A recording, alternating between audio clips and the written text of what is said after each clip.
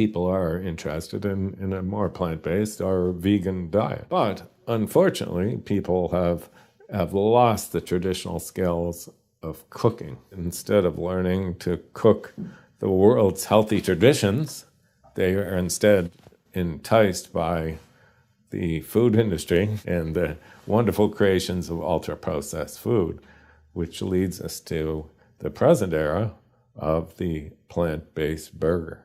An amazing creation, an amazing example of the worst kind of ultra-processed food that will not improve anybody's health, and how much better it is for the environment. That's a very good question. A bean burger is one of the most amazing, tasty, healthy creations that a person could decide to eat. Wonderful food. Instead, they've taken pea protein, largely, and extracted the protein, the fiber, the nutrients, the phytochemicals, all the things that are good about it, all the things that give it taste are all gone, and you're left with the protein. Now, why didn't they just eat the whole pea? That's the question, isn't it? Then there's no matrix upon which to create the burger. So what do we have? Methyl cellulose, very close to cardboard. So you can imagine yourself purchasing peas, then you go through a long process to take the protein out and then say, okay, now I've lost the fiber. Why don't I take some cardboard, grind that up, mix those two things together? And of course, it doesn't taste good or look very good. So we have to put maybe some coconut fat in there, because that's the latest trend, is to have coconut fat. Make sure we get our saturated fat intake up as high as possible. And then we have to put some flavorings in there, because there's no taste to it at that point, because there's nothing real. We have cardboard, pea protein, some flavors, and then we have to put some color in. And the latest trend is to get the taste of blood, because people in a burger love blood.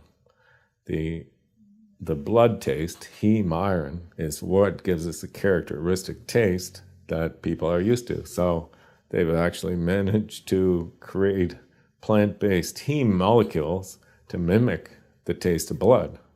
So that's the latest trend. So we have protein isolated from everything else that's good for us. We have cardboard-like substances to give us a matrix. We have fake blood, flavorings, colorings, and somehow that's an advancement of human nutrition. What ultra-processed food is, in effect, is to take real food, ship it long distances, place it in factories to take it apart, and then once it's taken apart, then to put it back together. You think of the energy cost of all of that, the environmental cost potentially of the energy, the waste, and what have you. And so you're taking whole foods and you're dissecting them into their pieces, and then you recreate food from the pieces. So it can't be ultimately good for you, or it can't be good for the planet. But in fact, that's what most of the plant-based burgers are